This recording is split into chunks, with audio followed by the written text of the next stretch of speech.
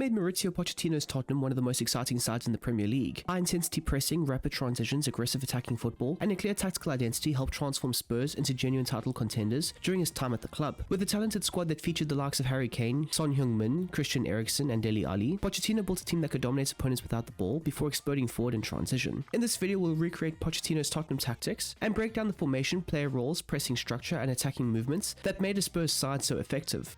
Mauricio Pochettino frequently switched between two main structures during his time at Tottenham, using both a 4-2-3-1 and a 3-4-2-1 system. The formations were highly compatible, allowing Spurs to transition between them seamlessly depending on the phase of play and the demands of the match. This flexibility gave Pochettino the ability to maintain his high-intensity style while changing the team's structure without losing its tactical identity. In the 4-2-3-1, the two centre-backs formed the base of the structure, with one of the defensive midfielders often dropping between them or alongside them to provide an extra passing option during the build-up. The fullbacks were encouraged to push high and provide width, supporting the attacking player along the flanks and giving the wingers freedom to move into more central positions. In midfield, the second defensive midfielder remained more advanced, helping connect a deeper build-up with the attacking players, while providing balance in the centre of the pitch. Ahead of him, the attacking trio had contrasting responsibilities. The left-sided player would frequently attack the penalty area and provide a direct threat from the flank, while the central attacking midfielder would combine with the striker, create chances, and operate between the lines. The player on the right was given greater creative responsibility, drifting between the wing and central areas to dictate play and create opportunities for his teammates. Leading the line was the striker, who acted as the focal point of Pochettino's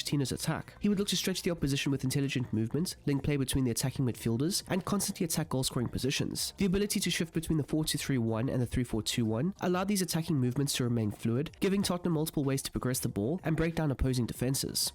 The team tactics were centered around a wing play approach, reflecting Mauricio Pochettino's desire for Tottenham to attack with intensity while using the width of the pitch to stretch opponents. Whether operating in a 4-2-3-1 or a 3-4-2-1, Spurs would look to create fluid passing sequences, move the ball quickly between players, and use rotations to open up space across the pitch. The fullbacks and wide attackers would combine to create overloads, while the players in the central areas would move into the half spaces to connect the play. The manager wanted his side to be proactive in possession, using quick combinations and intelligent movement before accelerating attacks into the final third. The build-up approach was set to balanced, and this would remain constant across both the 4-2-3-1 and 3-4-2-1 structures. Spurs would look to construct attacks patiently from the back, with the centre-backs and deeper midfielders providing the foundation for their possession play. The team could use short passing sequences to draw opponents forward before finding spaces through the midfield or releasing the ball into the wide areas. The shape could adjust as players rotated positions, allowing Spurs to progress the ball through the thirds without becoming predictable. Defensively, the approach would be hybrid, combining an aggressive high line with the ability to retreat into compact mid-block when required. The philosophy would apply regardless of whether Tottenham were using the 4-2-3-1 or the 3-4-2-1. Pochettino's side would look to press assertively from the front, pushing the defensive line high to compress the pitch and force opponents into mistakes. Against stronger sides, when the high press was bypassed, Spurs could drop into compact mid-block, protecting the central spaces and using pressing traps to force opponents towards specific areas before stepping forward to win possession back. This flexibility allowed the team to remain aggressive while still having a more controlled defensive option when the match demanded it.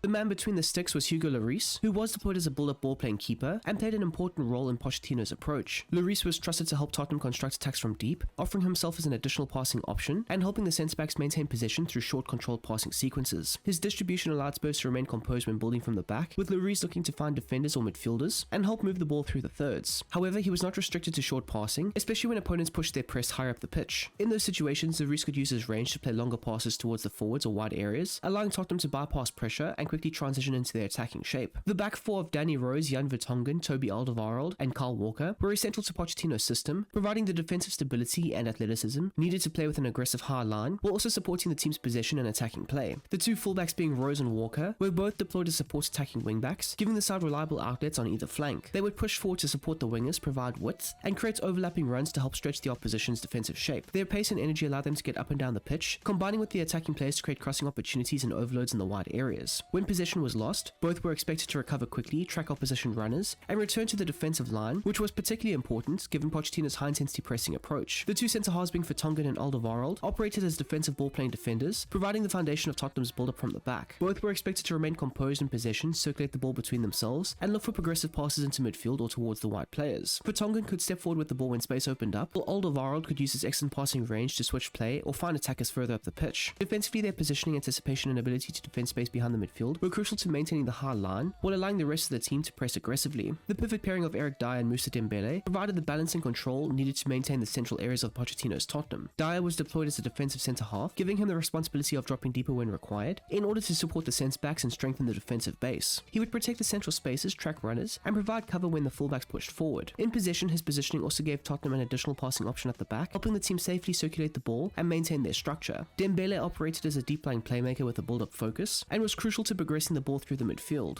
His composure, close control, and ability to carry possession allowed him to escape pressure and drive Tottenham into more advanced areas. He would drop towards the defenders to receive the ball, dictate the tempo, and use short passing combinations to connect the defensive and attacking lines. His ability to carry the ball through midfield also helped Spurs break opposition lines and sustain their possession-based approach. The attacking midfield trio of Heung-min Son, Dele Alli, and Christian Eriksen played a major role in the attacking success of Pochettino's Tottenham. Son was deployed as a shadow striker from the left, giving him the freedom to move inside and attack the spaces around the opposition centre-backs. Rather than staying fixed to the flank, he would make aggressive runs into the box combined with the striker, and look to exploit gaps created by the movement of the other attackers. His explosive pace and intelligent movements made him specifically dangerous in transition, while his finishing ability provided Spurs with an additional goal-scoring threat. Ali operated as an attack-focused classic 10, and was given the responsibility of connecting the midfield with the front line. He would occupy spaces between the opposition's midfield and defense, looking to receive the ball and quickly turn towards goal. His late runs into the penalty area were a major feature of his game, allowing him to arrive in goal-scoring positions, while also combining with Son, Eriksen, and the striker. His movements helped create overloads around the box, and gave the side another player capable of making decisive contributions in the final third. On the right, Eriksen was deployed as a build-up playmaker, providing the creative foundation for many of Tottenham's attacking sequences. He would drift between the right flank and central areas, dropping deeper to receive possession, before progressing the ball with his passing range and vision. His ability to switch the ball, play incisive passes between the lines, and combine with Walker and the other attackers made him a key creative outlet. Eriksen's deeper positioning also helped link the midfield with the attacking units, allowing the team to patiently construct attacks before accelerating into the final third. Leading the line and tying the entire attack together was Harry Kane, who was deployed as an attacking advanced forward. Kane provided Tottenham with a reliable goal-scoring outlet, while also possessing the movement and technical quality to connect with the players around him. He would look to occupy the opposition centre-backs, make intelligent runs in behind, and attack the penalty area with purpose. At the same time, Kane could drop slightly deeper to receive possession and combine with Ali, Eriksen, and Son, helping create passing sequences through the central areas. His ability to hold up the ball, bring teammates into play, and turn quickly towards goal made him difficult to defend against. Kane's finishing was ultimately the defining feature of his role, with his movement allowing him to constantly find dangerous positions inside and around the box. His ability to combine link-up play with aggressive forward runs gave Mauricio Pochettino's Tottenham both a focal point and a constant goal-scoring threat at the top of the attack.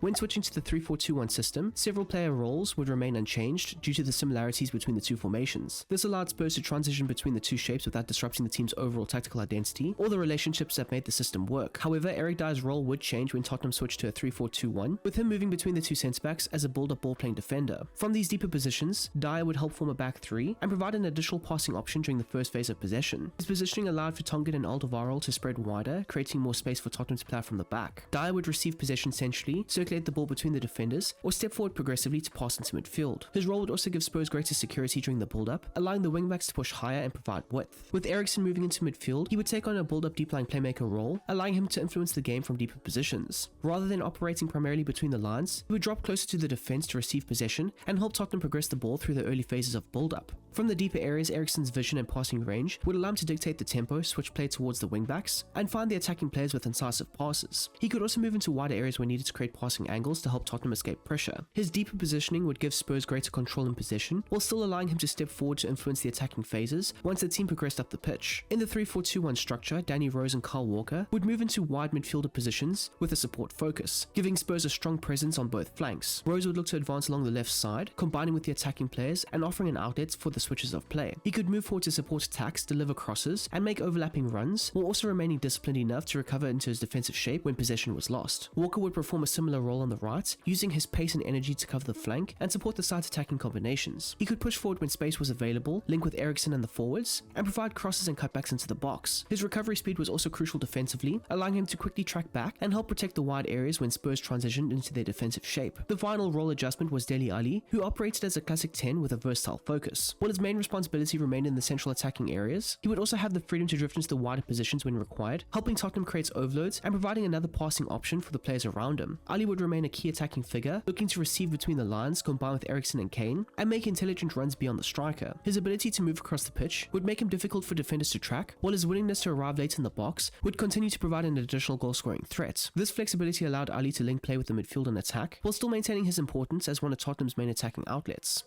And there we go, people. That is how you can go ahead and replicate Mauricio Pochettino's Tottenham tactics in FC26. I do hope you have enjoyed this video, and if you don't mind, smash that like button down below, as well as subscribing to the channel if you are new and you like the content on it. Of course, with FC27 coming out relatively soon, we are going to be hopping into more of those tactics. I will be taking a break, just to let you guys know. I will be taking a break in the next little while or so, you know, replenish and rejuvenate and all that stuff before the release of FC27. But once that's out, we will be back at it with a lot of tactics and stuff like that. However, if you guys are looking for any extra content, go ahead and check out my Patreon. I will continue to be releasing content over on there even during my YouTube break. So again, if you are looking for any extra content, go ahead and check that out. I make things like retro tactics, very similar to this, tactics extensions, and of course I am going to be bringing out a few other video sort of ideas over on Patreon for anybody who might be interested in something like that. So go ahead and check it out. The link for that is down below in the description, and a huge shout out to everybody who's already supporting me over on Patreon. You guys are theabsolutebomb.com. Now if you're looking for any footballing chats and conversations, go ahead and join up with my Discord. Yep, go ahead and join up with my Discord. The link for that is also down below in the description. We chat about football, we chat about FC, and we chat about tactics and all that stuff coming out. So of course, the Premier League is going to be resuming relatively soon, this weekend to be exact, and I'm very excited. So there is that too. Anyways, until the next time, until the next one, I hope you guys have a smashing goddamn day, and I'm out of here. Peace!